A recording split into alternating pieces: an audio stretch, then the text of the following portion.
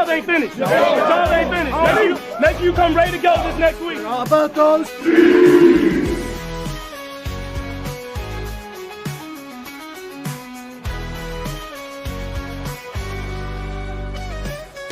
Are you ready for the best Kansas City Chiefs insight? Welcome to the Four Guys in a Bar podcast, presented by Chiefs Blitz and sponsored by Eric Haynes with the Eric Haynes Group. If you're looking for a real estate expert, call Eric Haynes today at 816-729-3785. That's 816-729-3785. Now here is your Chiefs Blitz host, Nick Athan, with Lou Montagna, Andre Tillman, and Hens Todd.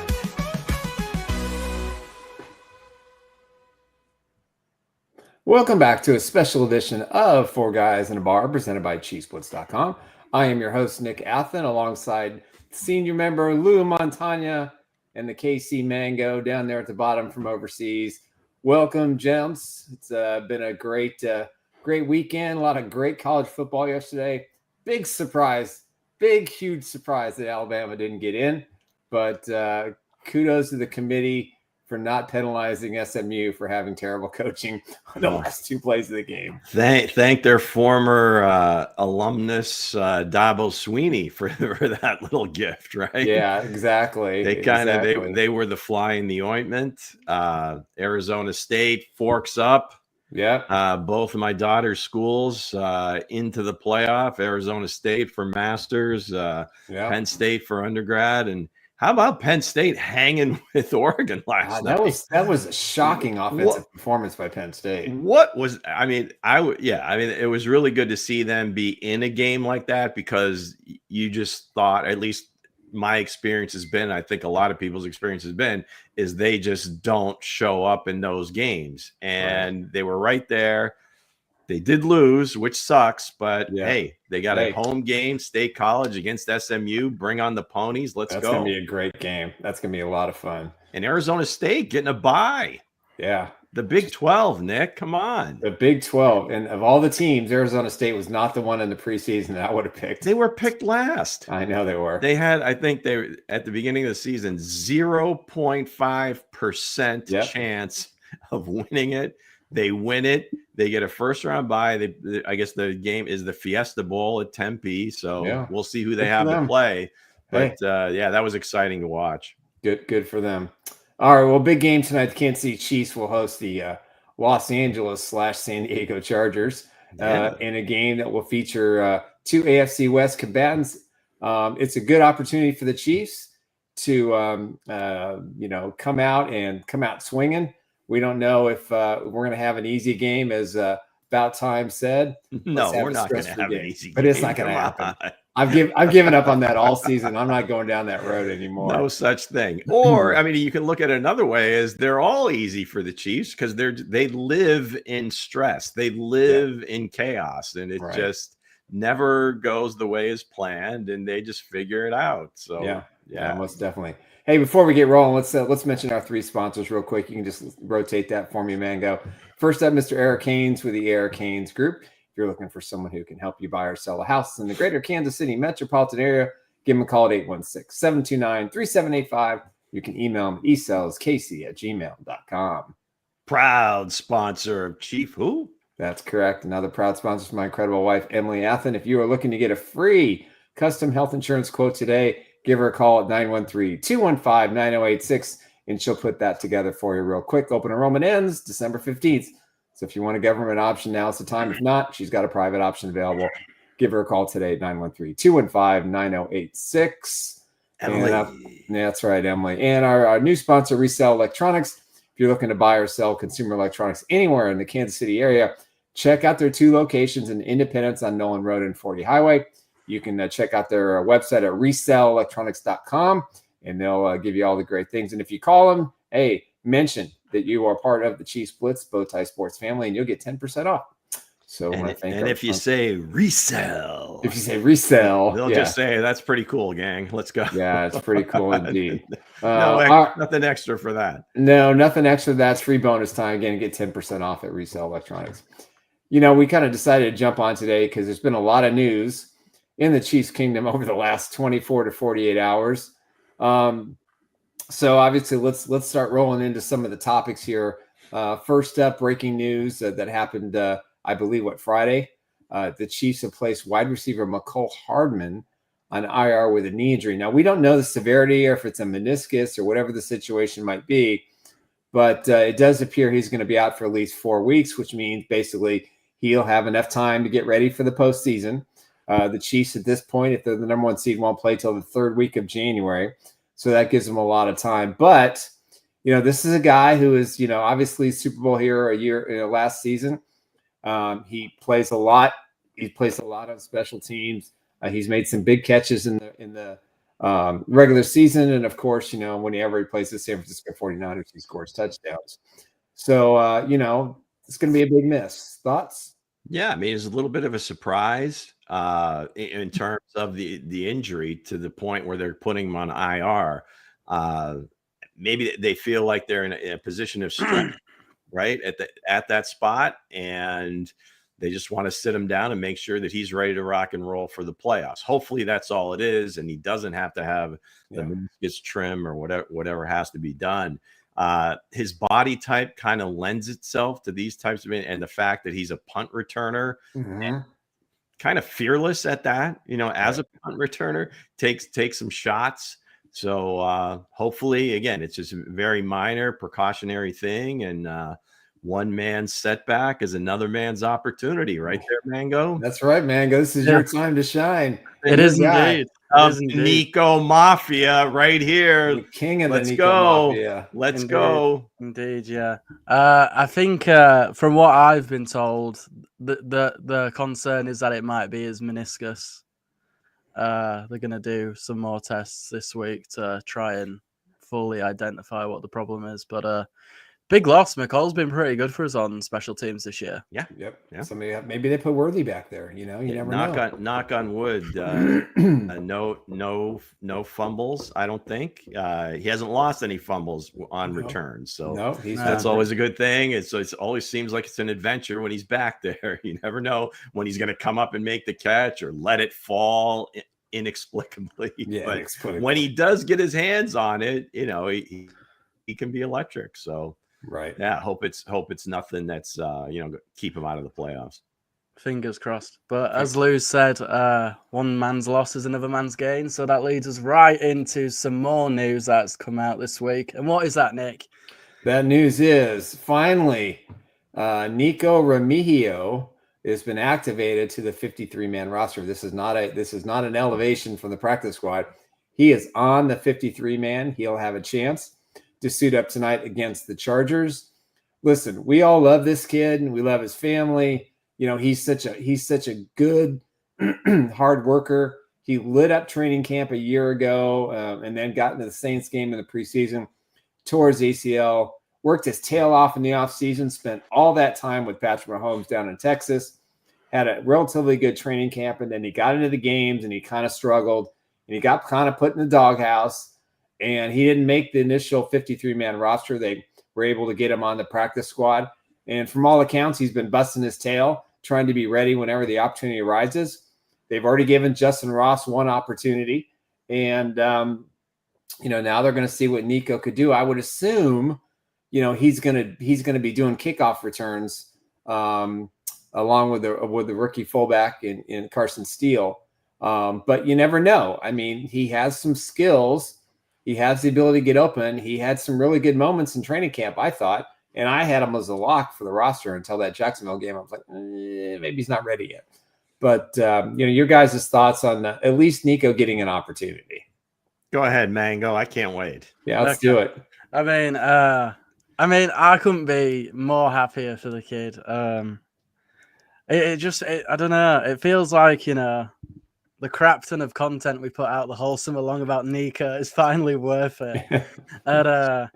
But I think he's really talented. But I was quite surprised it just wasn't a standard elevation like we've seen Montreal, Washington, and Justin Ross. I was pretty surprised when I found out that he was going straight into the 53. Yeah. That really shocked me. But clearly he's been working his ass off in training to be given this opportunity. Well, I think it's certainly an equal transaction because he's going to IR. I think that's why it wasn't just a standard elevation. I think they see him as just being that full-time punt returner, and maybe sometimes he'll get a kickoff return as well because they rotate with P. Ryan and Carson and whoever. I don't know that they want to put Xavier back there unless again, it was like sometimes we would see Tyrico back there in a big game, playoff game, whatever. They don't want him getting beat up on special teams. Right. So Nico a little more stout. He's a thicker dude, built low to the ground. And I think in terms of offense, I think he would have, I don't want to say a similar role to Mecole Hardman, but I think he will get some opportunities because they want to get him the ball in space. And if they can do that, then he can just add that dimension to things that they might be missing without Mecole in there. So this is a great opportunity for him, and I'm hoping that he takes off with it, so it isn't just kind of a one-off thing just because somebody got hurt. Prove to the coaching staff that this is more than just a replacement thing. I'm here to stay. Give me an opportunity and I'll make the plays. Yeah, and this also serves as kind of like an audition for next year because, as we've discussed on the Four Guys in a Bar podcast presented by ChiefsBlitz.com, we've talked about next year. And Rashee Rice, we're not going to see him best case scenario until October, and that's after his suspension. You've got Remigio under contract, and you've got Xavier Worthy under contract, and you don't have Hollywood Brown. You don't have DeAndre Hopkins. You don't have Juju Smith-Schuster. Now, if you bring all three of those guys back in some capacity that works out financially, and you add the potential of Remigio, and you've got Rice, that's the best wide receiver group in the National Football League, and it's not particularly close. And, if Worthy can take that next jump, I don't want to make him a Tyreek Hill level guy. But, if he can take that next jump, then, the Chiefs have some really good options. They don't have to rely on the draft again. And they can ride these veterans that they have on the roster now because those guys are still capable of playing for 2-3 more years. At least. A lot of TBD, right? I mean, we just don't know. I mean, because there are so many free agents and who's gonna come back, who do they want to come back? Certainly, Xavier is the one that kind of can answer a lot of those questions through this stretch run into the playoffs, and they can say, okay, he's kind of arrived. We're good in that spot. So maybe that, takes out Hollywood Brown, right? And then they look to the other body types. Is D-Hop, do they feel that he can kind of perform an entire season for them at the capacity that he is now? Well, we'll see. I don't. I'm just saying. Don't let him go. They have to answer that, and I'm sure if Patrick has a say, and I'm pretty sure he does, that would be one that he wants to keep because that's just it's almost like a get out of jail free card. I mean, to me, like I've said it 100 times on the show, you never doubt if there's a play in question on the sideline and the end line of the end zone, that if the ball is close, his feet are down, the catch is good, and we're going on either 6 points or first down. So I thought his tweet was great. I don't know if you saw it or not, but he goes, "Oh my God, I'm going to have to check myself into rehab. I dropped a pass." Yeah, what the hell, man? Probably the easiest pass he's going to have all season long. Exactly. I mean, right off. But better to do it in the Raiders game than to do it in the AFC Championship game, for sure. So now, because we're kind of getting a sense here. Our young Mango here is kind of developing himself into an insider from another continent. And maybe we use a British term here and look at the monarchy. Are we witnessing in real time a changing of the guard with the older, more experienced chief insider to kind of like the Schefter to Mort situation here, Nick? Yeah. I that's the feel that I'm getting. I mean, I never gonna question the old dog, but I this young pup. Yeah, he's got some inside sources now. Hey, whatever works. So yeah, you've been spot on the last couple of weeks, and I try to verify what I can. I don't do rumors anymore just because the backlash is just too much. But at least I'm a couple of degrees of separation or less from being able to find out from what another continent. That's the most impressive. It's impressive. Thing. Well, the internet and Twitter across another ocean. I mean, it's just the fact he's able to stay up during these late games and watch them is impressive to me. Yes, definitely a different schedule. Yeah. So take a bow. So if Mango says it's got a better than 50% chance of being in a reality. So kudos to you. Glad you're on our team.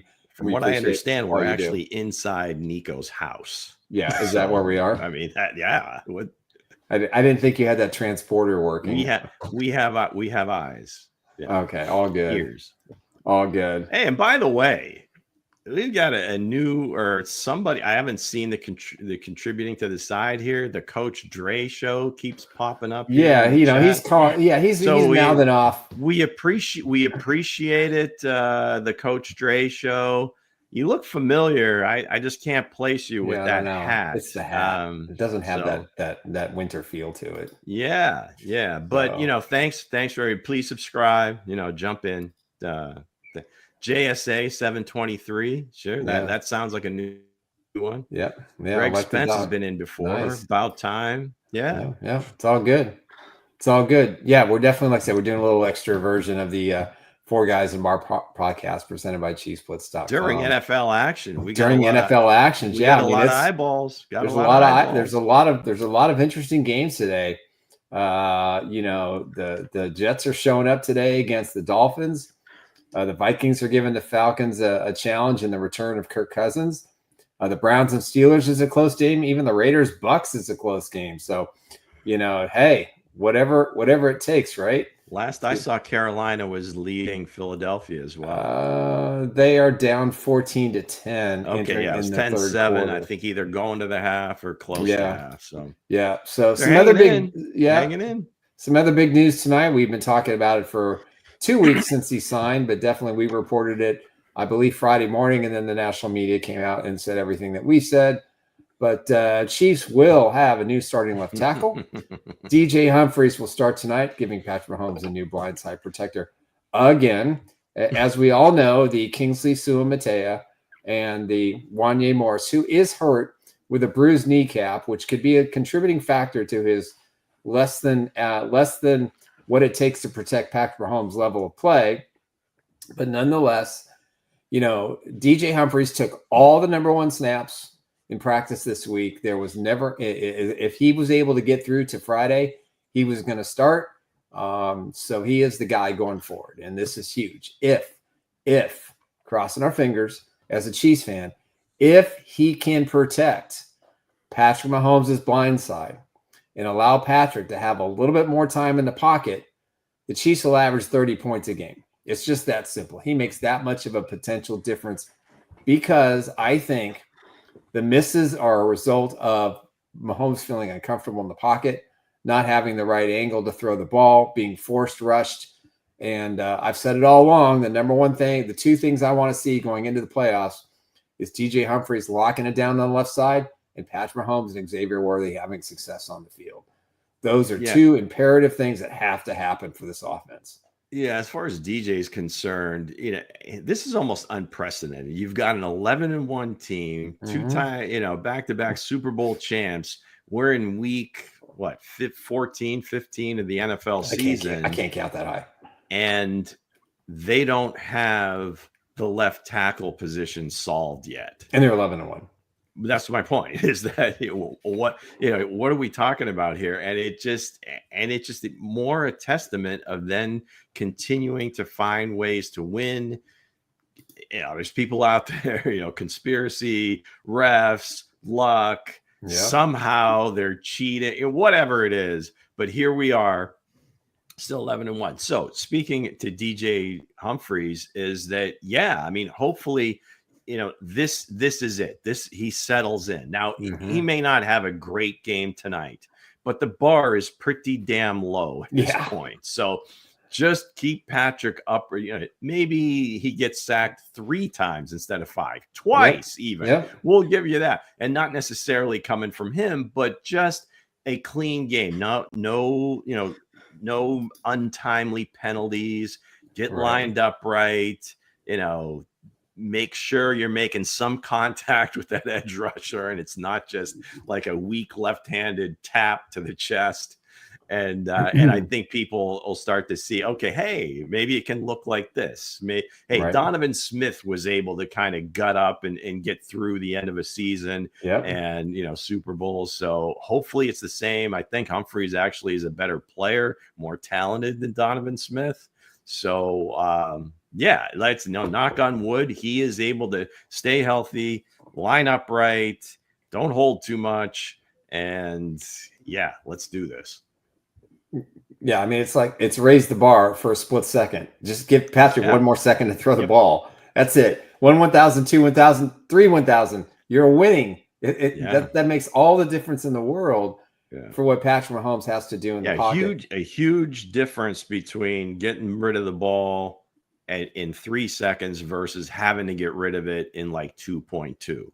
Right. I mean, it's night and day in the NFL. I mean, that's why we keep saying this and talking about the offense. And when it comes up that, well, geez, this guy's open all the time. All the offense is stagnant. This used to be fun when EB was the offensive coordinator, which he was not. Okay, let's relax with that. But it's just it is split seconds. And if Patrick just has that little bit of comfort zone, he will elevate his game back, maybe not back to where he was in the 55,000 year, but good enough to win these games against the better teams in the league. Yeah. Your thoughts, Mangum? About bloody time is what I think. I mean, all you need is just average tackle play at best, and Mahomes is already so much better off. I mean, there's a fun little nugget about DJ Humphries later on in the show that I'm going to see if you guys can pick out. Okay. But I mean, it's DJ Humphries or bust at this point. You can't put even Driscoll out there. If they don't want to put Kingsley out there, they're not going to put Driscoll out there. So and the other thing too, I think what's also important about his performance tonight and how well he does is that I think they probably want to put Wanya Morris on injured reserve and give him 3 or 4, give him 4 weeks to heal that kneecap. But that means Kingsley, Driscoll and Sua Mateo are the backups. Now, I personally think that, when you look at this offensive line, I think Driscoll would be a really good right tackle for this football team. But obviously they're stuck with their right tackle, Jawan Taylor, until the end of 2025. So, and they've already kind of drafted a couple of potential guards, in case they lose, Thuney. And I don't know what's going on with the Trey Smith. That doesn't make any sense to me. They were close to a deal or had a deal back in September. And I don't know what the situation is, what's happened.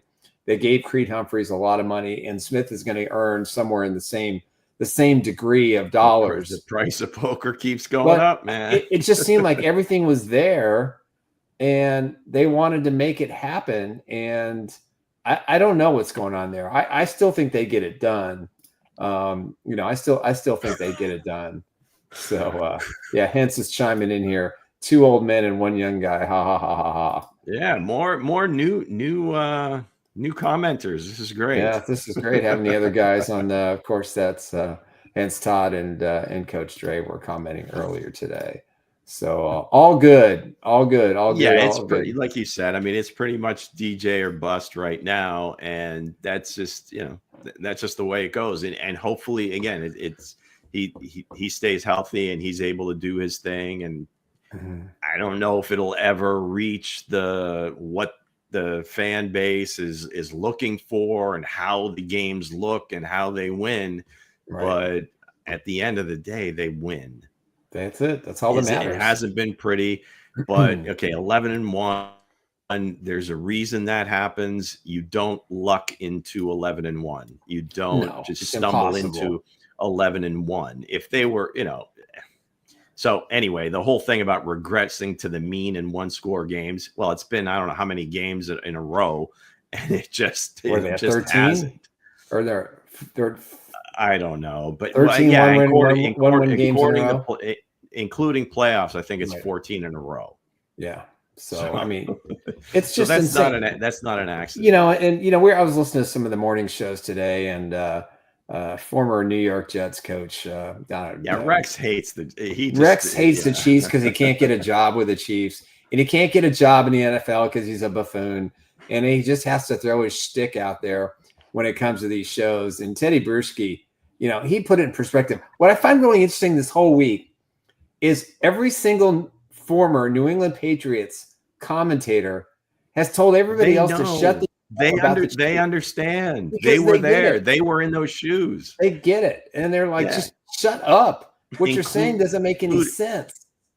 Including the coach and the quarterback. Belichick, whenever too. it comes up, it's just it's the NFL. Games are going to be tough. You can't get up for every game. There's going to be, no matter how much you stay up or stay motivated, whatever, there's going to be some complacency that sets in.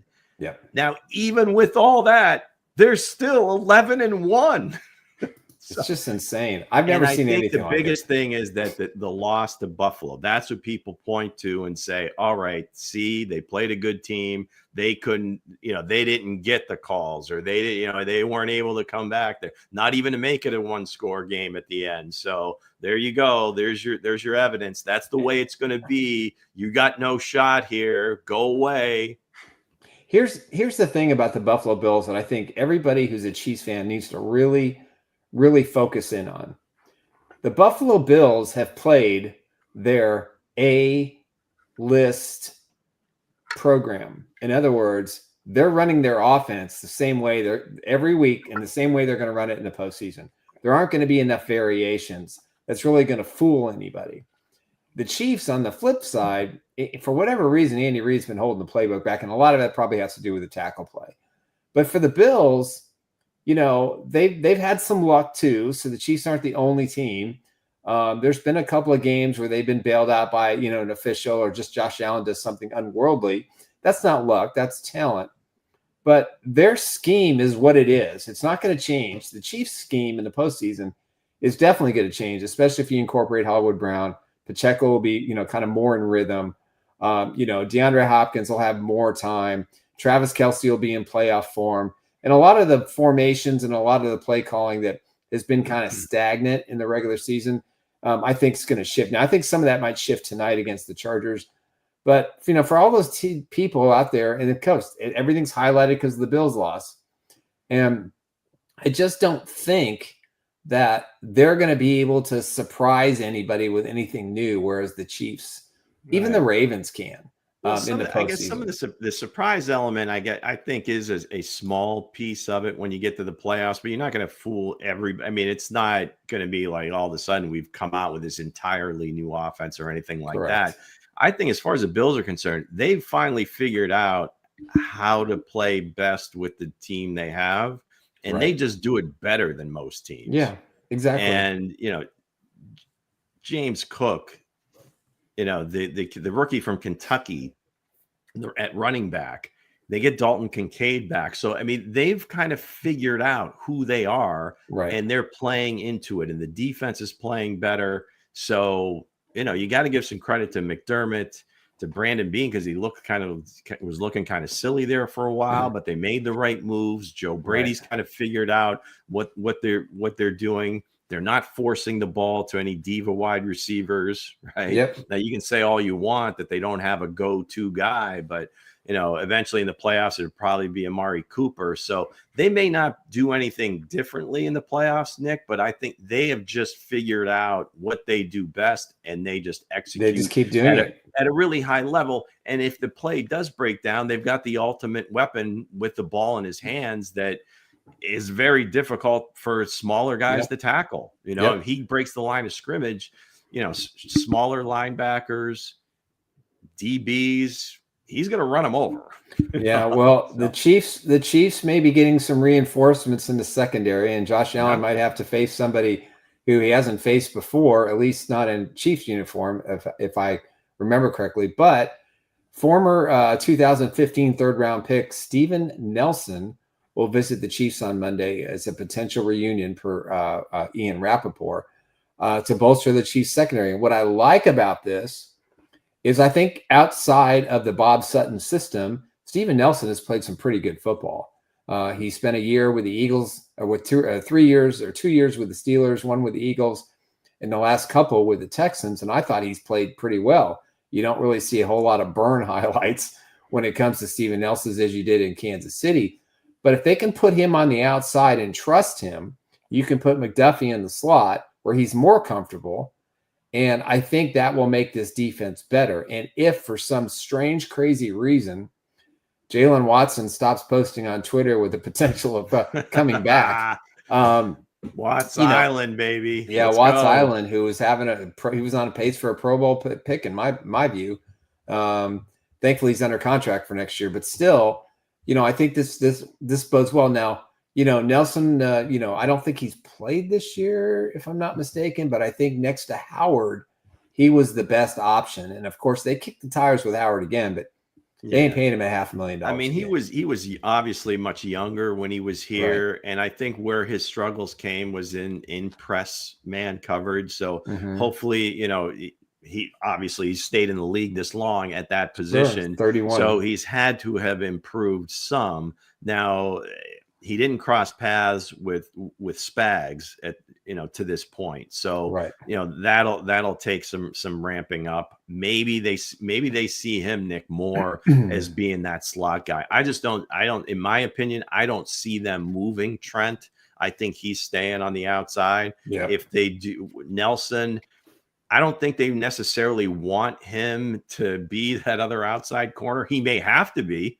We'll see what happens with Joshua and Nazi, but I would think for him, because of his size, because of his lateral quickness, maybe he might be that guy that plays better in the slot and could provide just more veteran leadership in the room, because they are, regardless of what we say, they've been to all these Super Bowls and whatever, they're still pretty damn young. They're all on their rookie deal still. So there's something to be said about that. Yeah. I would like to point out that when he was with the Texans last year, statistically, that was his best year stat-wise, and he did play the majority of his snaps on the outside for the Texans. Yeah, 4 interceptions. So he definitely can do it. In this defense, he may have to, go back and forth. I'm just hoping. I think their best case scenario would be one of the younger kids kind of solidifies on the outside, and then he can, kind of fill in where they need him. Right. And that's assuming they sign him. You would have to think. This is kind of strange to me that this drops, but this speaks to our, the Chief Insider Pup now, kind of gleaning this from all his sources, that it's already out there, which is weird, because usually it doesn't leak out until the trip is made or he's in the air or an agent, tells somebody that, hey, he's on his way to Kansas City. So it's kind of weird. Before the game, and out on a Monday, when usually they don't bring players until Tuesday, right? Yeah. So they obviously have a pretty good inkling as to. I mean, they need another veteran. Mango, anything else you can share on that side? It's my understanding that there's been dialogue with Nelson's camp since the end of October. Okay. And he's been working out recently. Unfortunately, we've not got the video footage, but if you'd like to see it, you can find it at Chiefs Blitz on X.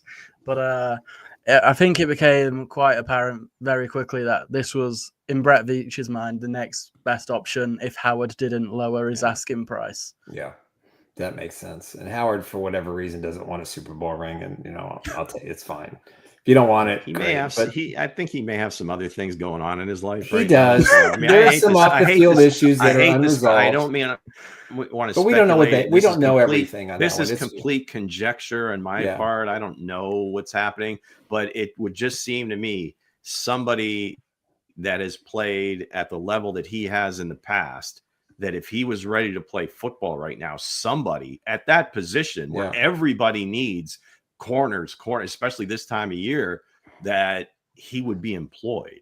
Right. So So there's got to be something. The money's probably part of it, Nick. Right. I trust that, but there's got to be something else happening here too. And maybe teams are just shying away because they're just not sure. All right, Frank Caceros, our Canadian senior president of the Chiefs Blitz podcast. We need more Canadians. Who Frank. is your Let's premium go. football club? He's a Chelsea fan. Mango, who's your favorite? Premier League. Nick. I am a long I don't time. know anything about that European. I'm a long time Manchester United fan. All right, not to go like off script, and I'm far be it from me to go off script. No, but never. What was your thing when the Glazers came in and did what they did? Because wasn't Manchester United, it was almost like the Green Bay Packers? Wasn't it owned by the town, or there was like a large group of owners? Pretty much, yeah. That's essentially what it was. Every Manchester United fan you'll speak to will tell you that they absolutely despise the Glazers are family. the demons, and that is why I really hate the Tampa Bay Buccaneers. But yeah.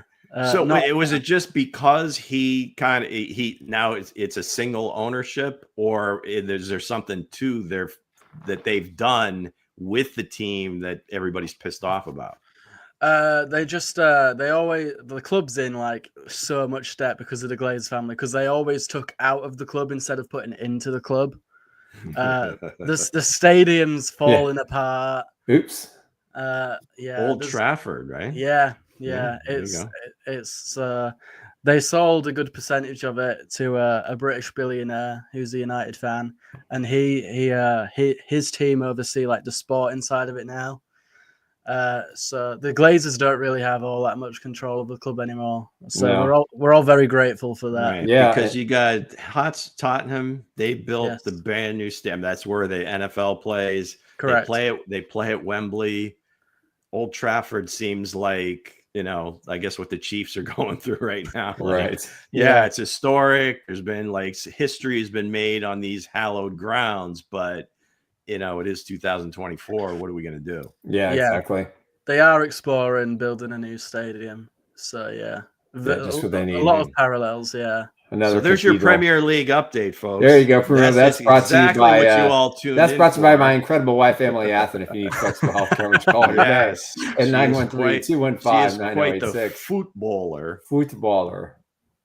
No, that's all good. All good. So the little task is, can you spot the Chiefs starting left tackle in this picture with potential future? 74, isn't it? Correct. Correct. And there's Coach Dre. That's my next. There's Coach Dre on his shoulder yelling at him. Can you see that, Nick? What's that? Can you see Coach Dre on 74's shoulder yelling at him? Yeah, yelling at him. What are you doing? Go tackle him. Is that Carson Palmer throwing the pick? Or who is it does look like Carson Palmer. I think he was number 3, right? Yeah. Steven Nelson. I've got a question from Justin Hutchins. No one reported on Hardman the injury besides that it was knee lockup. Did he spin his knee? Well, I'm not sure. It looks like, from all accounts, we're kind of sort of hearing it could be a meniscus situation, which means it's arthroscopic surgery. And if it's minor, 5 weeks and he can be back on the football field. So we'll just have to cross our fingers and see. It has been confirmed. It's the same knee that earlier in the year put him out of practice with the knee as well when we had to elevate Washington. Gotcha. So, yeah. Gotcha. All good. All right. So, like we said, it's Nico Mafia. Mount up. This is your time. We're going to see Nico's going to get the ball in his hands. He's going to be back there returning punts. I don't think they make this move if he's not automatically punt returner 1. Yep. And let's go get it, kid. Make your case to stay on this team. Let's go. Yep. No, most definitely. I mean, he's going to get his opportunity.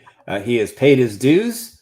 Hopefully he has learned from some of the mistakes that he made in the preseason games, and he takes advantage of this opportunity. It's only a plus side for the Chiefs if he's successful.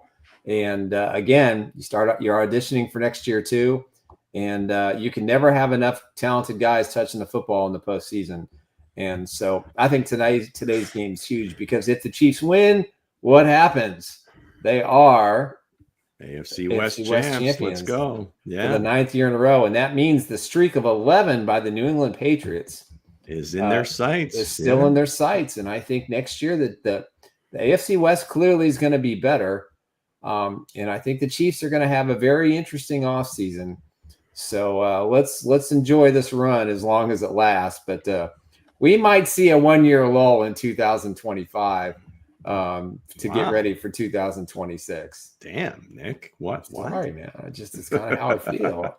I mean, do you both think that Justin Watson and Sky Moore will be here next year? Obviously, Sky has a 1 year left on his rookie contract, but this is Justin's final year.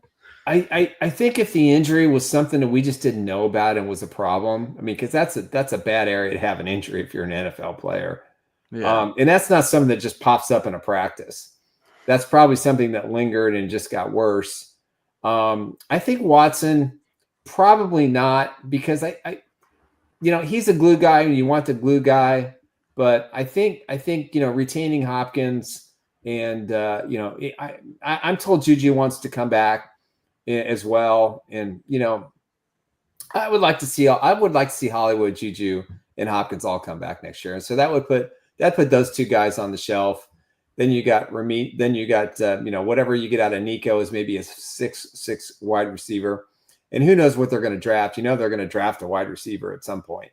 Though I think they're going to go defense in the first round, and we'll have plenty of time in the offseason. Yes, sir. To talk about the NFL draft. Yes, but for now, I just don't see either one of those guys coming back next year. Yeah, I learned my lesson. Never bet against Justin Watson. He's never going to be a high volume wide receiver, but he does so many different things. And I think Dave Tobe really likes him on special teams as well. Right. So I'm never going to bet against him. Sky, something would have to change dramatically from the neck up, because I think physically he's gifted enough. He's got hands biggest hands I don't know that I've seen as a wide receiver in the draft in a long time. So if that changes, maybe he'll make the team, but he's no way is he a lock, right? Because of an injury issue. I mean, there's a lot happening with that kid, and hopefully he gets it turned around. But the odds of him making the team next year are going to be very small. Yeah, it's going to be darn near impossible, I think. So we'll kind of, again, wait and see what happens. So big game tonight. The Chiefs will host the Los Angeles Chargers in a game that could settle the AFC West. Doesn't matter what the Broncos do. They're too far behind. This would be a good time to knock the Chargers out and remind them, hey, you got a lot of work to do next year to catch up with the Chiefs still. And, but Jim Harbaugh's, he's next to Andy. He's one of my favorite coaches in all of football. And if he can come after a terrible offensive performance against the Falcons a week ago and come up with a good game plan against the Chiefs defense, he's the guy to do it. So it's going to be a barn burner. It's going to be a fourth quarter game. And we'll probably have the same conversation on Monday. Chiefs win another close game. But if DJ Humphries is that guy, the Chiefs will score 30 points tonight. That's my prediction. All right. There you have it. I'm sticking with my final score regardless of who plays. I think I had like 24-19 or something silly like that. But yeah, they're going to be fine. I think they would be tied then record-wise with the Broncos. If they lose, they would both be 8-5. So there could be a shift at the bottom there. And then depending what happens with the Steelers lose another game. I mean, all of a sudden they're coming back to the pack. Great to be with you guys during a football Sunday. This was awesome. Yeah, we appreciate it. Thanks, now guys. We will be waiting all day for Sunday night. What's your Carrie Underwood? What's your upset game of the day? I'm taking the Rams over the Bills. Demarcus Robinson's going to light them up. I don't know about that, Mango, but that was one of my top plays was the Bills the Rams plus 3.5. So let's go. Yeah, no, I like the Rams today. I just think they're going to play well. Remember opening day last year, or the year before? Buffalo goes up there and the year after they won the Super. The Rams won the Super Bowl. They beat them up pretty good, and I think there's going to be some payback. The Rams are incredibly have an opportunity in the division to even win that division. So every game's going to matter. Bills Mafia travels, and and Bills Mafia is going to have about a quarter of that third stadium. SoFi is never home field for either anybody. of the LA teams. So. No. So we'll see what happens. So anyway, guys, thanks. Appreciate it very much. Want to thank our sponsors again, Resell Electronics. Check out their 2 store locations in Independence at Nolan Road and 40 Highway. Also wanted my wife, Emily Athan, if you're looking for health coverage, reach out to her, 913-215-9086. And, of course, Mr. Eric Haynes with the Eric Haynes Group. If you're looking for someone to help you buy or sell a house in the greater Kansas City area, give him a call at 816-729-3785 or esaleskc@gmail.com. That's it. Enjoy the games, folks. All right, guys. Peace out. We'll see you back Monday, 1:30. We'll recap the Chiefs and the Chargers.